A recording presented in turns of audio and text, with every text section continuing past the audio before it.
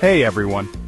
Today I want to talk to you about something truly transformative, PEACEISM.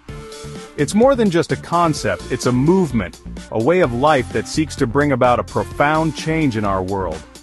Imagine a world where compassion, generosity, and unity are the cornerstones of our existence. A world where every individual feels valued and every action contributes to the greater good. This is the vision that the PEACEISM ecosystem is striving to bring to life.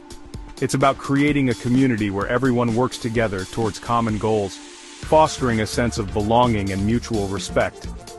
At the heart of PEACEISM is a simple yet profound prayer. A prayer that transcends religious and cultural boundaries, uniting us in our shared humanity. This prayer reminds us that we are all descendants of Adam and Eve, connected by our shared humanity. It calls us to recognize our common origins and to treat each other with the love and respect that we all deserve. The PEACEISM ecosystem embodies a vision of unity, justice, and shared prosperity. It's a vision where every profession, every role in society is valued and contributes to the well-being of all. It's a vision where empowers, nourishes, heals, shelters, enlightens, liberates, and protects. These are the 7 pillars that form the foundation of PEACEISM, guiding us towards a more harmonious and just world. These 7 pillars are the foundation for the development of world peace through the PEACEISM ecosystem. They represent the core values that we must uphold to create a better future for all. Imagine a world where no one is left behind, where every action sows seeds of harmony. A world where we all work together to protect our environment, support our communities, and ensure that future generations can thrive. The PEACEISM coin is an integral part of this ecosystem, designed to lead us to a better life in this world and the hereafter. It's a tool that empowers us to make positive changes and support initiatives that align with the values of PEACEISM. By embracing this vision, we rise above division, greed, and fear. We create a world where love and compassion are the driving forces behind our actions. Let compassion guide you, and allow every action to sow seeds of harmony. Together we can build a world where kindness and generosity are the norm, not the exception. Together, we can create a world where no one is left behind. A world where every person has the opportunity to live a fulfilling and meaningful life. May the spirit of PEACEISM guide us, in our thoughts, our words, and our actions. Let it inspire us to be better, to do better, and to create a better world for all.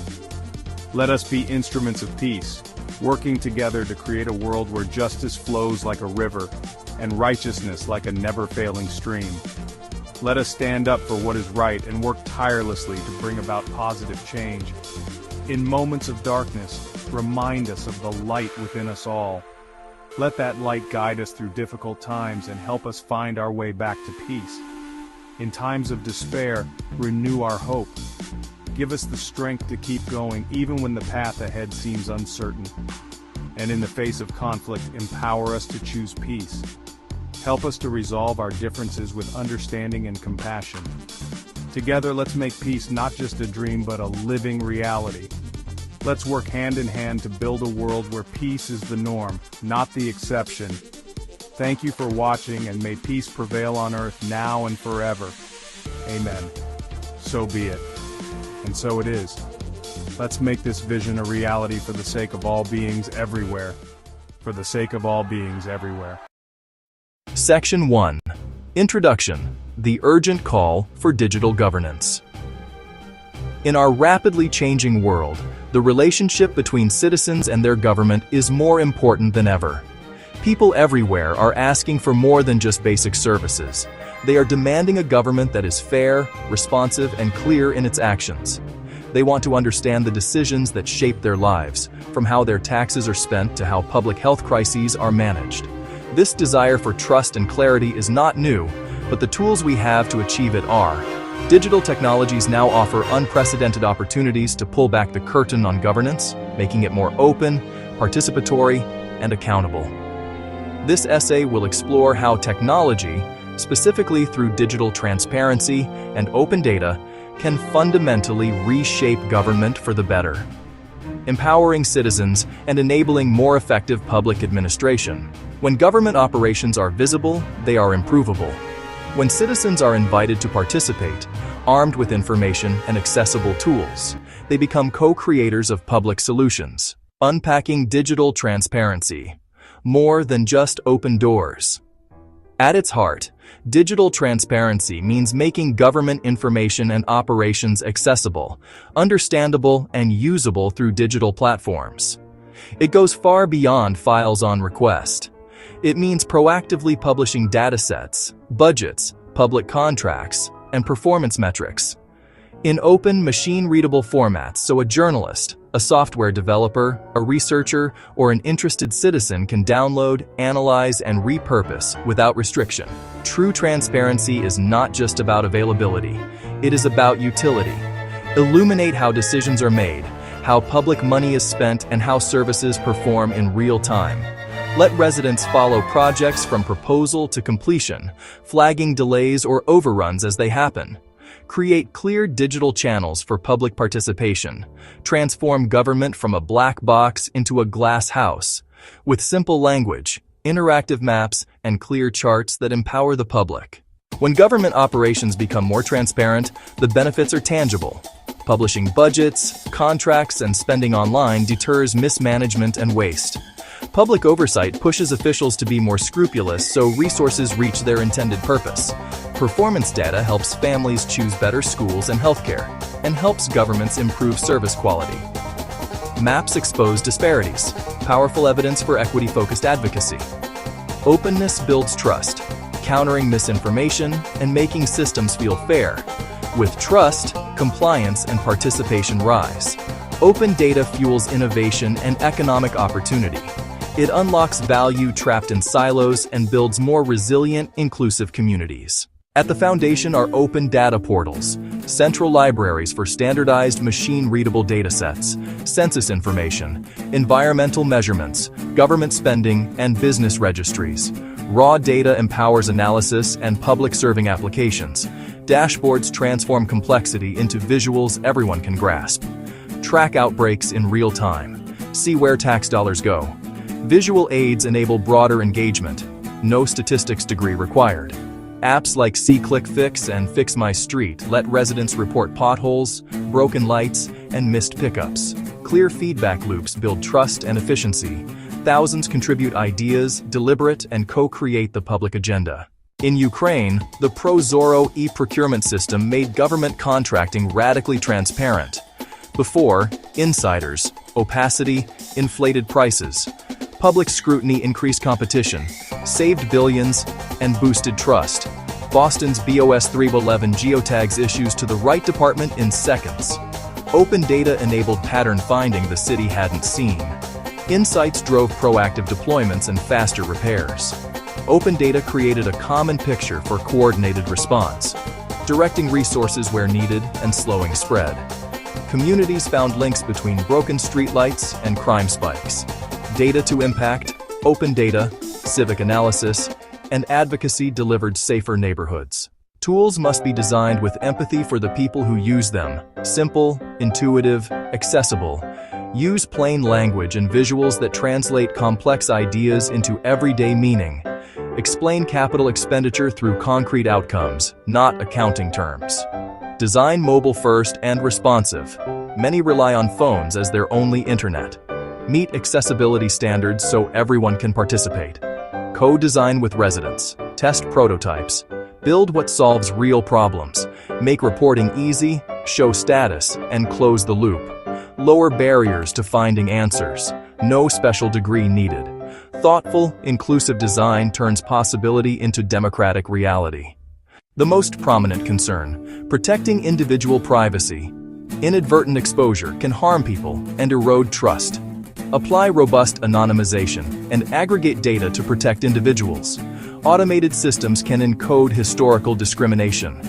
Biased data produces biased recommendations, amplifying unfairness. Use algorithmic transparency, regular audits, and human review for high-stakes decisions. Digital first must not become digital only. Maintain offline channels and invest in digital literacy. Centralized systems attract attackers. Breaches damage trust. Invest in cybersecurity, test regularly, and prepare clear response protocols. Leaders must champion openness, release data, even when it's unflattering, and act on insights. Frontline staff need training, resources, and cross-functional teams. Foster experimentation and blend policy with technology. Citizens, NGOs, and local groups turn data into action. Journalists are infomediaries, uncovering failure or success and informing the public. Universities and tech build evidence and usable platforms, spaces where developers, designers, and policy experts collaborate.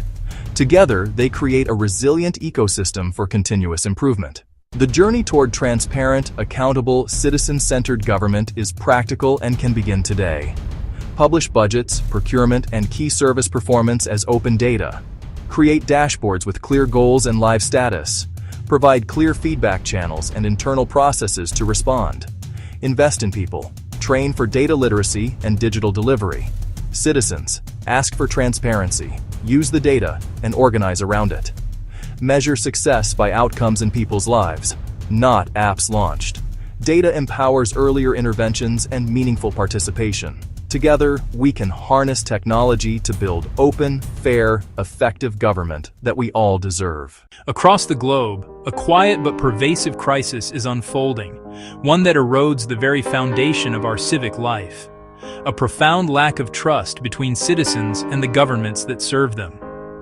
Decisions are often made behind closed doors. Budgets are presented as impenetrable walls of numbers.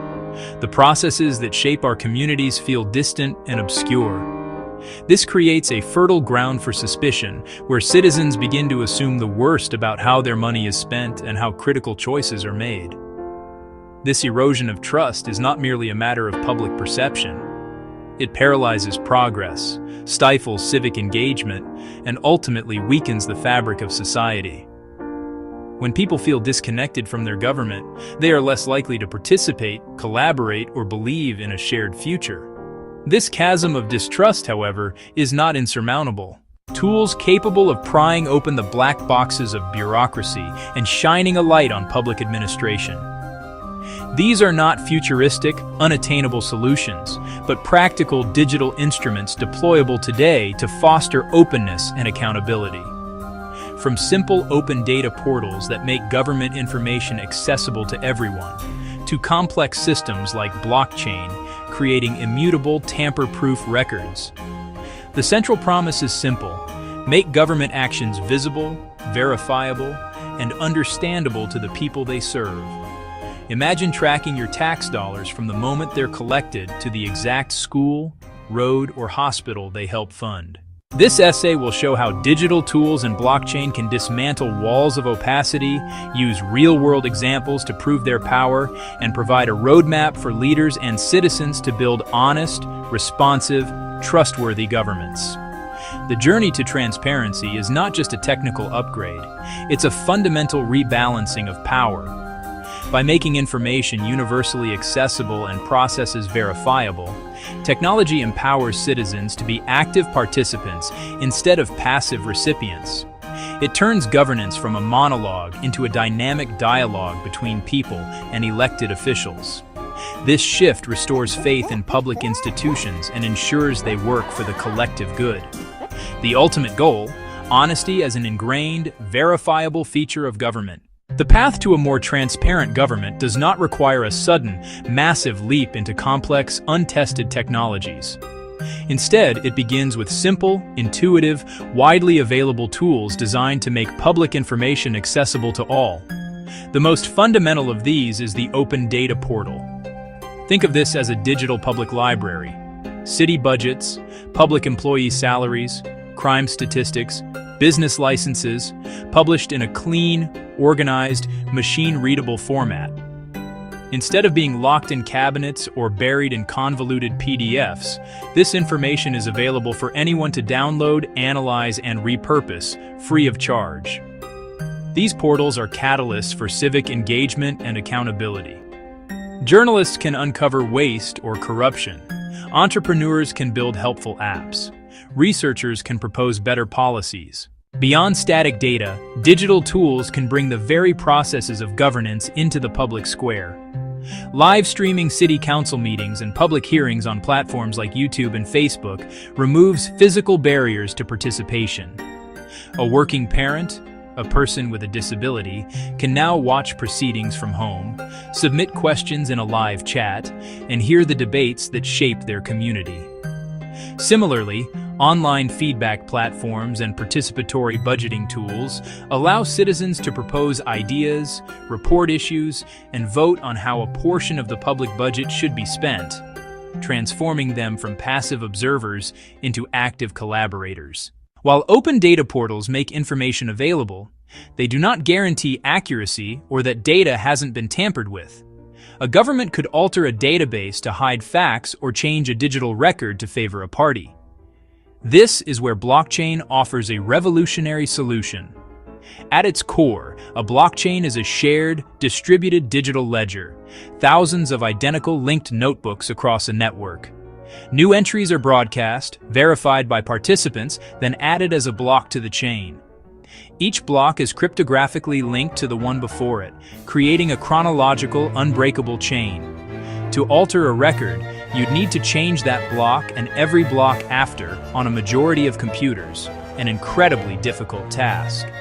This structure makes blockchain immutable, ensuring the integrity of its information.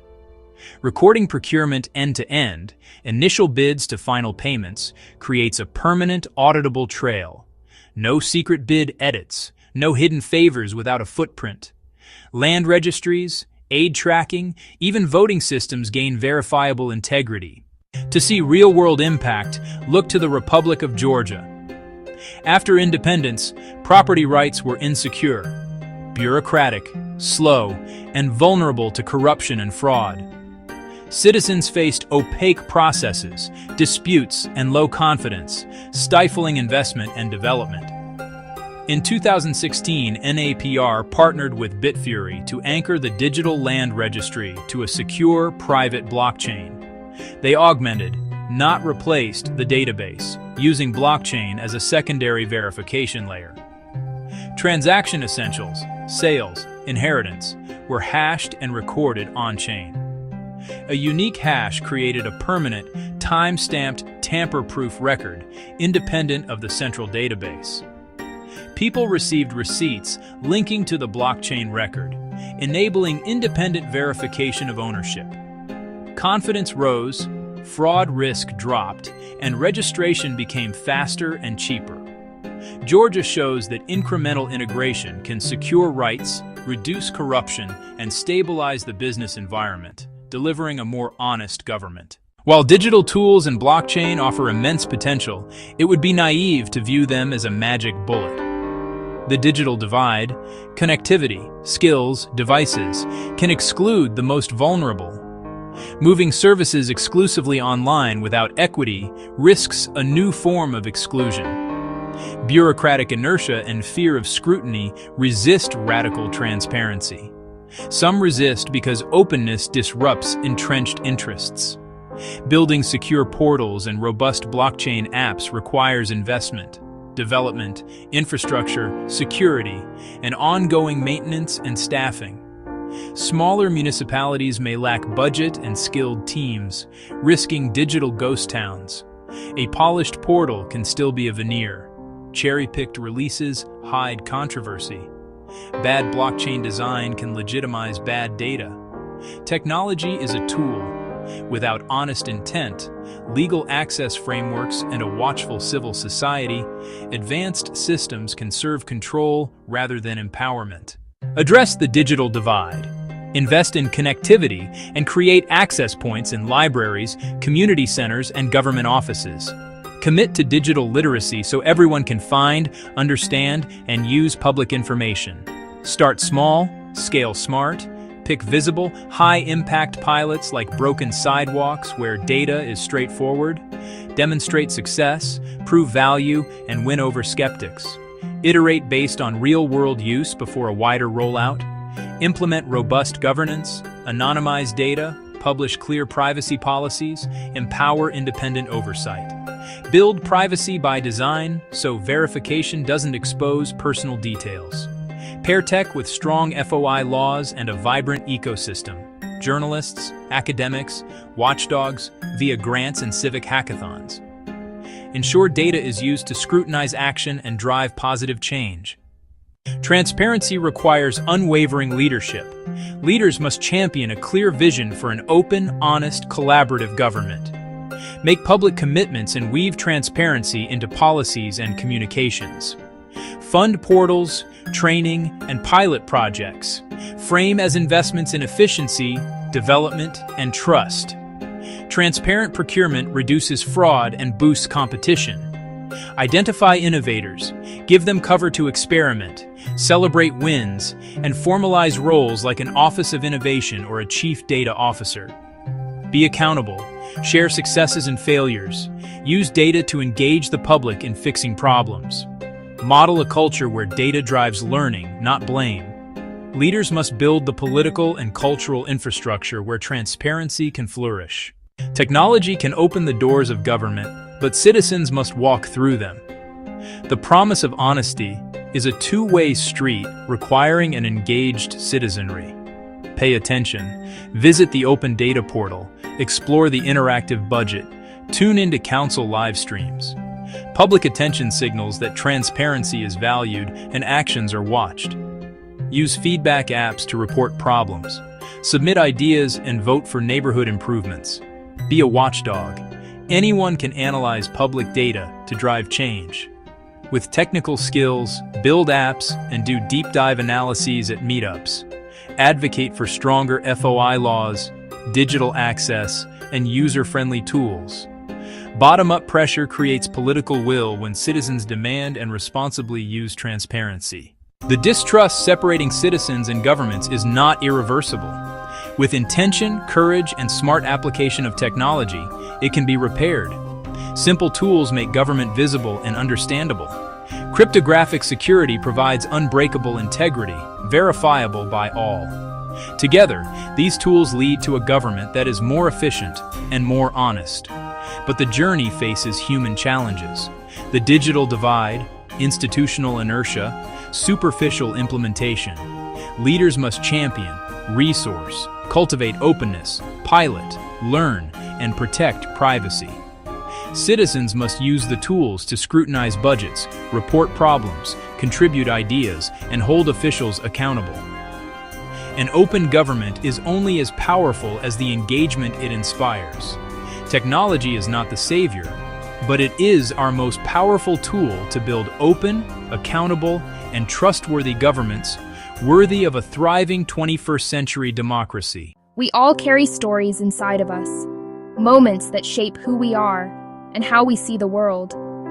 But some stories are heavier than they should be, weighed down not by personal choice, but by the silent, grinding gears of a system that wasn't built for everyone. Let me share a story with you, one that happens every single day in towns just like yours. Maria is a mother, a hard worker, a woman doing everything she can to build a life for her family. She works 2 jobs, juggling schedules and responsibilities with grace. One morning, her child wakes with a fever. It's that feeling every parent knows, that sudden drop in your stomach. Maria knows she needs to stay home, but when she calls her boss, the answer is a cold, simple no. No paid time off, no flexibility.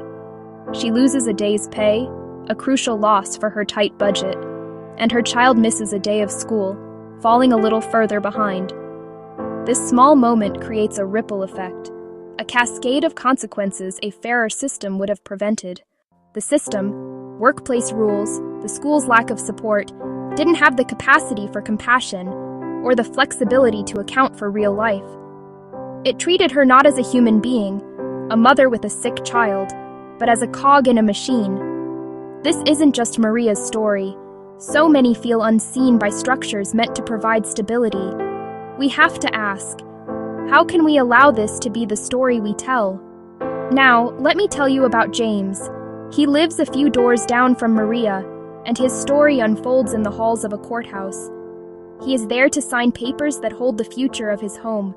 dense language, a maze of jargon he's never seen. James is a smart man who didn't have the chance to finish high school. He feels shame and confusion as the clerk speaks a foreign language of law. Fearing he will look foolish, he just signs where he is told. It is a signature under duress of confusion, and it will cost him his home. He is left adrift, let down by a system that failed to communicate.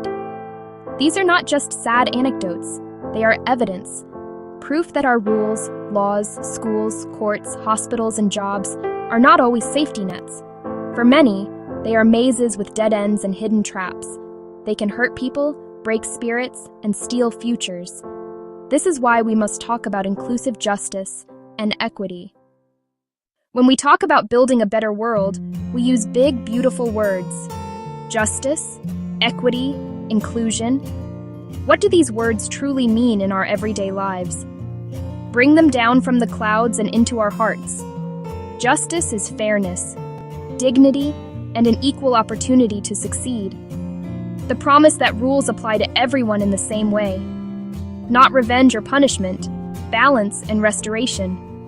Equality gives the same thing. Equity gives what each person needs to thrive. We don't all start from the same place. Inclusion ensures every voice is heard and every person belongs. Many move through the world unaware of walls surrounding others. For some, barriers are invisible. For millions, Maria, James. One of the highest walls is complicated language. Jargon in legal documents, medical forms, sites, and notices excludes many.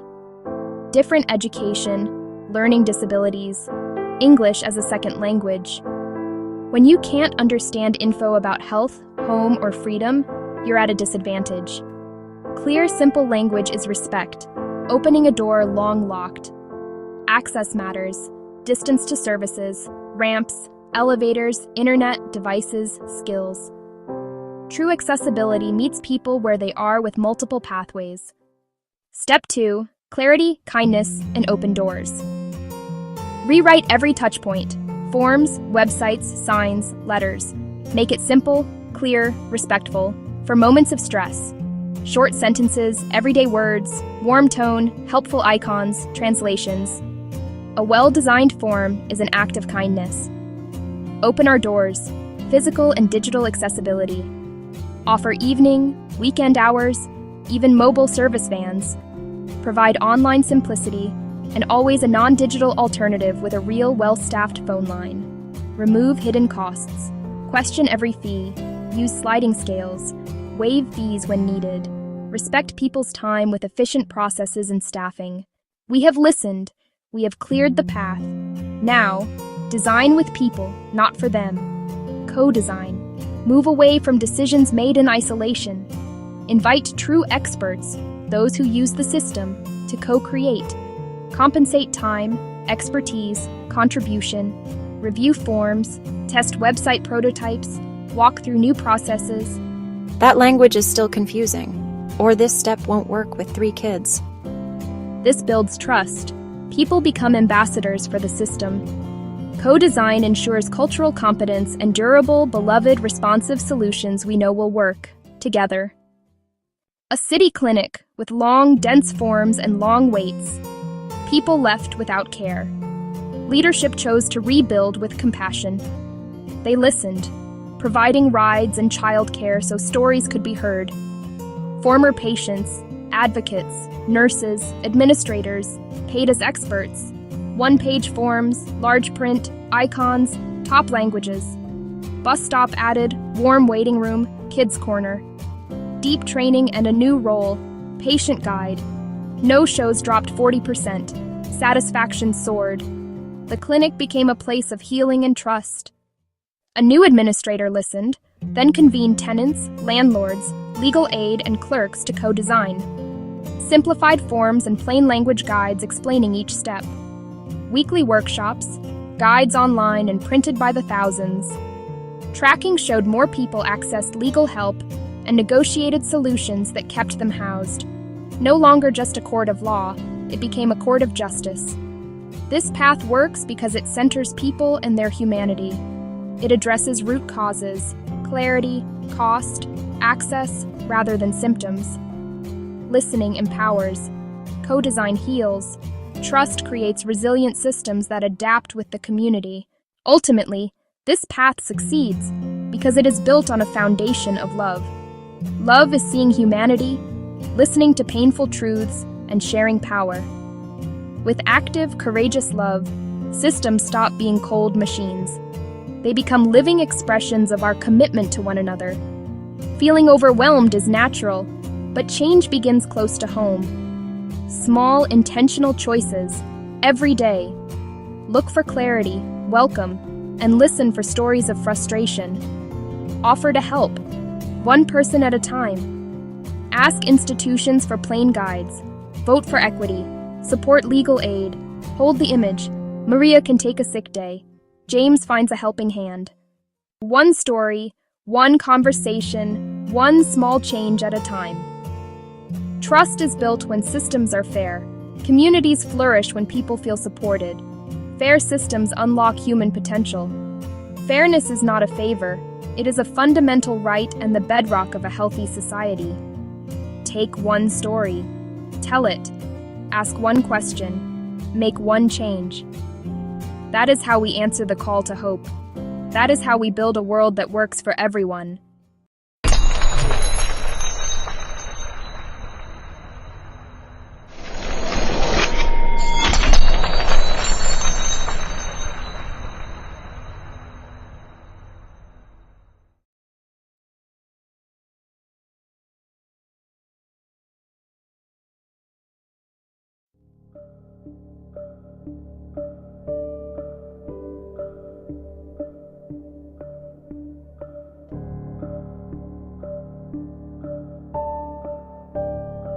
My world shattered that night.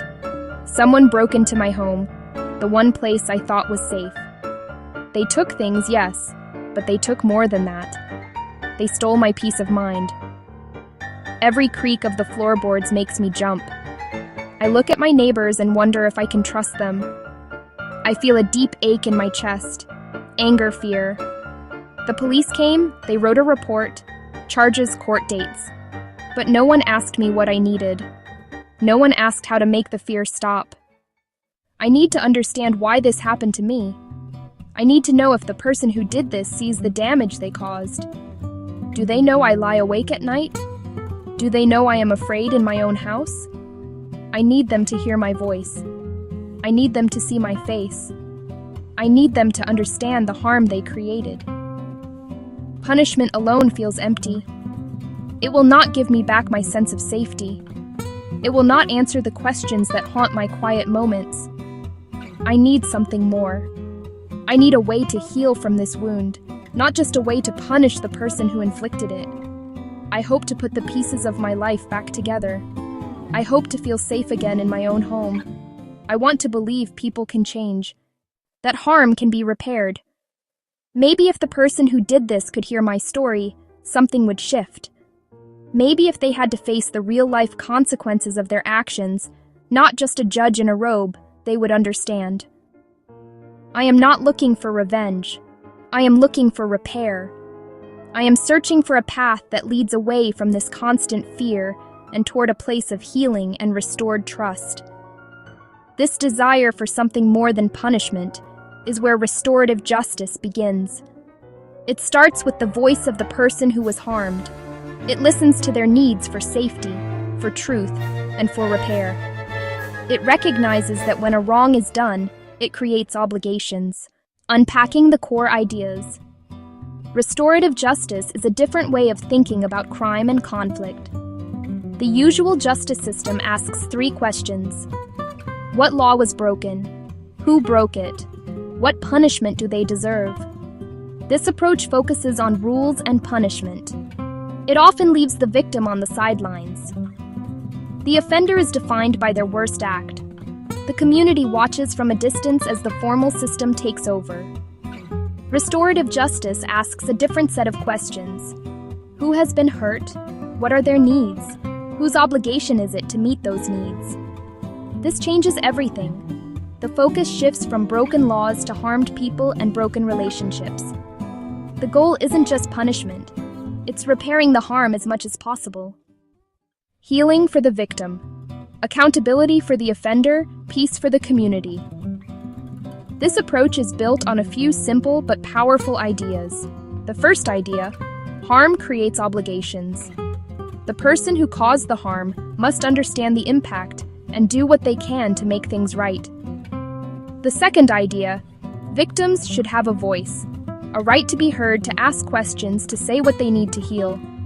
The third idea: the community has a role. Supporting both parties. Upholding respect. Upholding safety. Ultimately, restorative justice restores balance. Restore the person harmed to security. Restore them to dignity. Safety is the most important rule in restorative justice. Without a deep and unwavering commitment to safety, the process cannot work. It can even cause more harm. This means the physical, emotional, psychological well-being of every participant, especially the person who was harmed. They must be the top priority at all times. Before any meeting happens, careful preparation must be done. Create a safe container for the difficult conversation. The principle of consent is central to ensuring safety. No one can be forced to participate. The person who was harmed must voluntarily agree to take part. They have the right to say no at any time, for any reason. They also have the right to choose how they participate. They might not want to meet the offender face to face. They could choose to write a letter to be read aloud. They could have a trusted friend or advocate speak for them. Giving the victim control over their participation helps restore agency. A trained facilitator plays a critical role in establishing and maintaining safety. This person is not a judge, but a guide. The facilitator meets with the victim separately. The facilitator meets with the offender separately. They listen to each person's story. They explain the process clearly. They set ground rules for respectful communication. During the meeting, the facilitator ensures rules are followed. No one is shamed, no one is blamed, no one is interrupted. The facilitator's calm and steady presence helps everyone feel secure enough to speak honestly and vulnerably. The restorative meeting, often called a conference or a circle, is the heart of the process. It is a carefully structured conversation designed to allow for truth-telling and problem-solving. It is not an argument or a debate. It is a guided dialogue with a clear purpose: to address the harm and decide together what needs to be done. The structure is simple but powerful. The meeting begins with the person who was harmed. They share what happened and how it affected them. Next, the person who caused the harm responds, acknowledges, and accepts responsibility. Afterward, the group creates a plan: apology, restitution, service, counseling, and writes clear steps everyone agrees on. Accountability in the traditional justice system often means one thing: punishment. It is about serving time, paying a fine, or following probation rules. Often, offenders never face the person they hurt or take personal steps to make things right. This is passive accountability. Restorative justice is active and relational. It asks three things: understand impact, take responsibility, take action to repair. This is more demanding than simply accepting a punishment.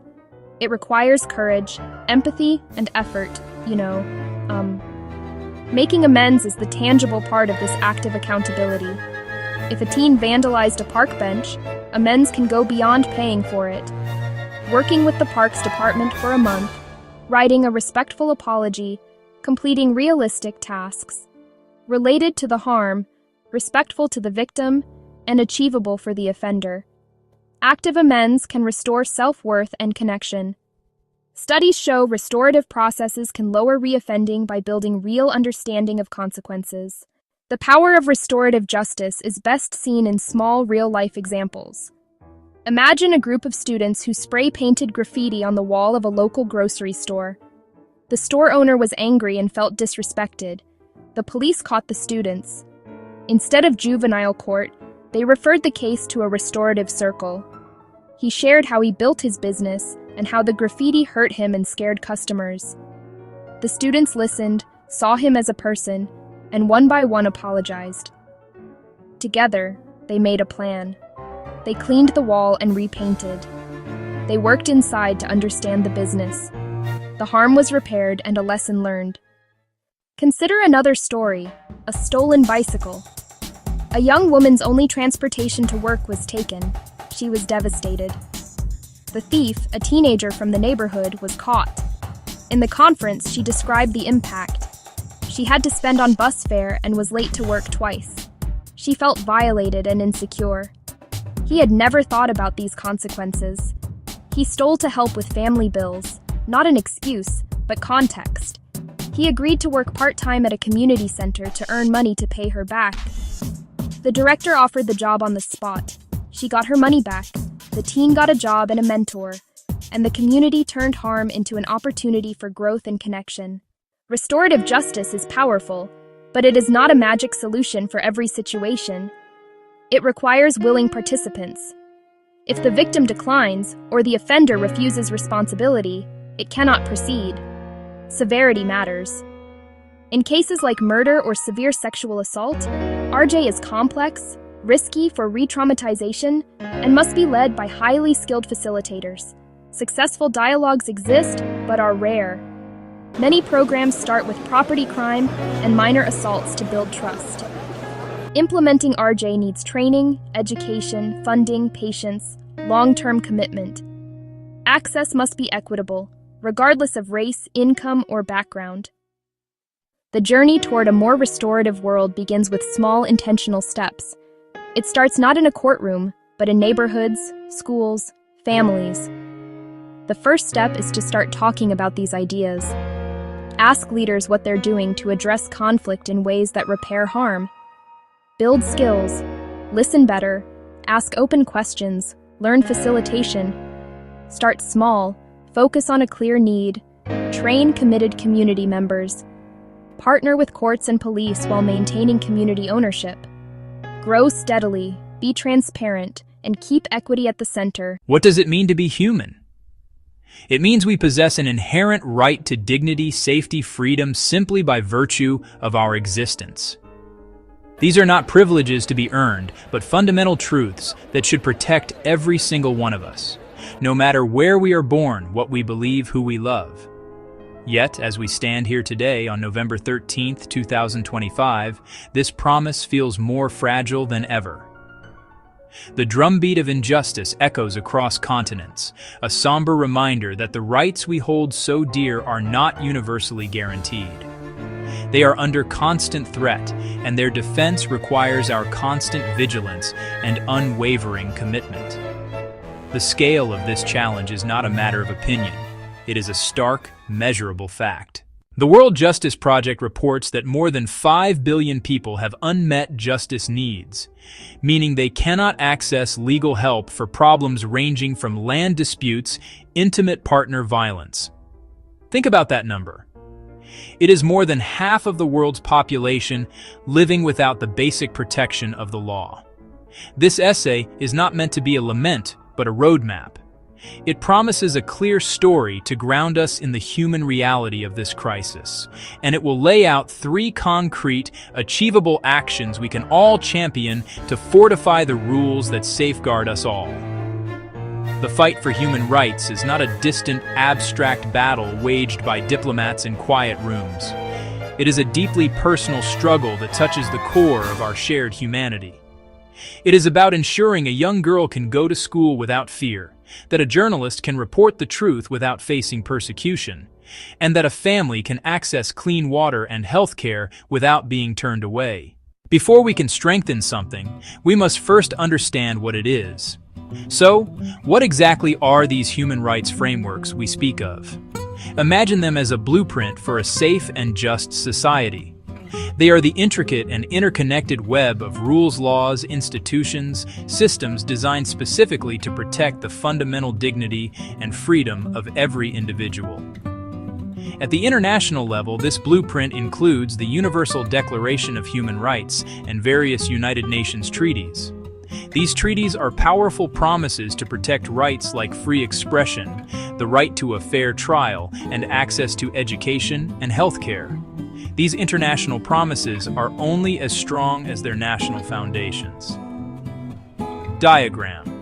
How international treaties connect to national laws, courts, and local community support centers. The framework extends into a country's constitution, its laws, and its judicial system. It includes national statutes outlawing discrimination, the courts that provide a fair hearing, and police forces tasked with protecting citizens, not harming them. The blueprint is not just paper and ink. It is also made up of living, breathing institutions. Independent national human rights commissions, non-governmental organizations advocating for the vulnerable, and local community centers, providing direct legal aid and support to those in need. When this entire system works in harmony, it is a beautiful and powerful thing. A person who has been wronged can find a clear path to justice. They can point to a specific law that protects them, find a lawyer to help them navigate the system, and trust that a judge will rule fairly based on the evidence. The framework acts as a shield, deflecting the blows of injustice and abuse of power. Unfortunately, in too many places, this blueprint is ignored, or the structure is built with faulty materials. Frameworks fail when laws have loopholes that allow for discrimination, or when they are written in such complicated language that ordinary people cannot understand their own rights. They crumble when the courts are not independent, when police are corrupt, or when leaders simply decide to ignore their own country's legal and international obligations. The framework becomes a hollow promise, a beautifully drawn plan for a house that was never built. To truly grasp why these frameworks matter, we must move beyond abstract concepts and see the world through the eyes of someone whose life depends on them. Let me tell you about a young woman named Lena. She lived in a small, rural town, far from the capital city where laws are made and debated. Her family worked the land, earning just enough to get by, but they had very little in savings. The village was picturesque, but it lacked the basic infrastructure that many of us take for granted. There was no local health clinic. One day, Lena fell seriously ill with a respiratory infection that required urgent medical attention. The local law, on paper, guaranteed a right to healthcare for all citizens, but it provided no mechanism for how that right could be accessed in remote areas. No mobile clinics, no travel subsidies, no system to keep medicines stocked outside major cities. The human rights framework that was supposed to protect Lena had a gaping hole in it, a blind spot for people living in poverty and in rural communities. Feeling desperate, Lena's father tried to file a complaint with the local authorities, asking for assistance. He was met with indifference and bureaucracy. No designated office handled such grievances, no one to guide him through petitioning for his daughter's rights. He was told these things take time and that there was no budget for special cases. The fear of speaking out was palpable. Challenging local officials could bring repercussions for his family. The system was not just failing to help, it was actively discouraging people from seeking the help they were entitled to. Lena was trapped by the very framework designed to free her. The first and most fundamental pillar is to forge the laws themselves with both clarity and steel. The laws on the books are the very bedrock upon which all other protections are built. If this foundation is weak, ambiguous, or cracked, the entire structure is at risk of collapse. It is not enough to say we support human rights. We must translate that sentiment into precise, robust, and enforceable legal language. These laws must be easy for every citizen to understand, clearly defining who is protected, what rights they hold, and how those rights can be defended. Review national legislation to align with international standards, such as the Convention on the Elimination of All Forms of Discrimination Against Women. Where gaps exist, new laws must be drafted and passed.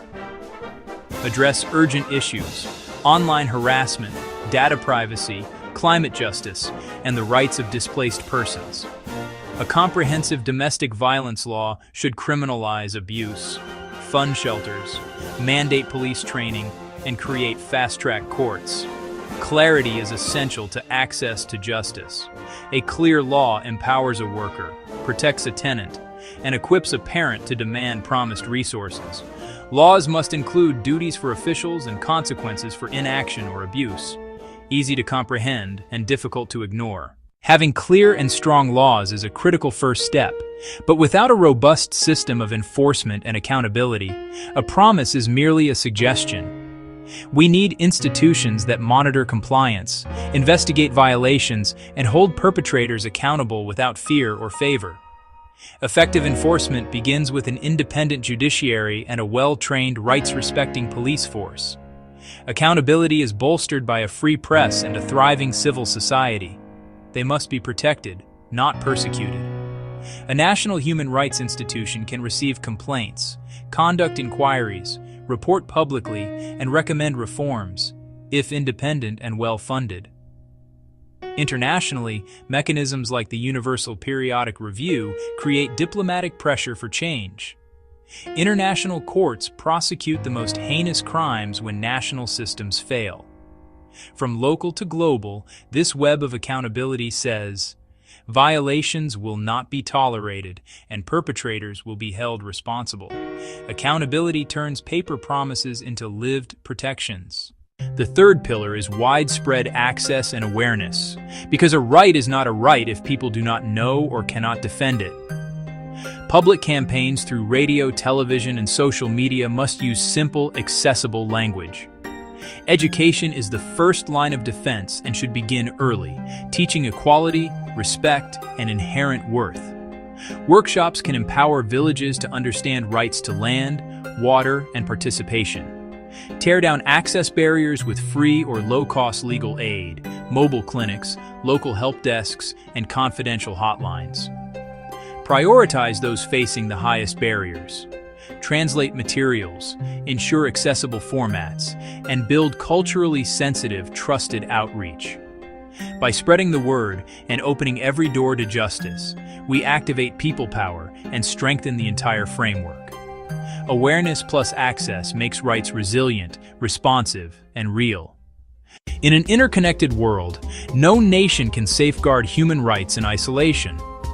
Pandemics, climate change, economic crises, and mass displacement ignore borders and demand coordinated responses.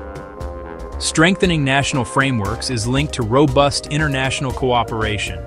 Sharing what works saves time and resources. A country can share legislative texts, training manuals, and data with those just starting that journey. Richer nations should support others through financial aid, technical expertise, and capacity building. From independent judiciaries to fair elections, cooperation can seed durable institutions. When governments abuse their own people, international mechanisms investigate, document, seek justice, and apply pressure, even sanctions or humanitarian interventions. Partnerships must respect local context, working with civil society, community leaders, and governments to uphold universal principles locally. Securing freedom is a team sport. No nation can win it alone. While institutions hold formal power, the true engine of progress is people. History shows determined civic action can bend the arc toward justice. In our connected age, the actions of individuals, multiplied by millions, become unstoppable. Students use social media to organize peaceful protests and capture global attention. Local groups document harms and lobby for stronger regulations. Grassroots organizations fill gaps and advocate for reform. Stay informed, share knowledge, sign petitions, donate, and choose ethical supply chains. Volunteer, demonstrate peacefully, and, most importantly, vote to hold leaders accountable. The power is in our hands. We must choose to use it. We have journeyed through the architecture of freedom, from the abstract blueprint of international treaties to the deeply personal story of Lena, whose life hung in the balance of a failing system. The path forward is built on three solid pillars: forging laws with clarity and steel, maintaining an unblinking eye of accountability, and throwing open the doors to justice through education and access. We cannot do this alone. It takes international cooperation and relentless civic action. For leaders, act now. Review and align national laws with universal human rights standards. Create and fund truly independent bodies to monitor and hold power to account. Invest in the infrastructure of justice, the clinics, the health centers, the schools that teach equality. For citizens, educate yourself and others. Raise your voice against injustice, online, in your community, and at the ballot box.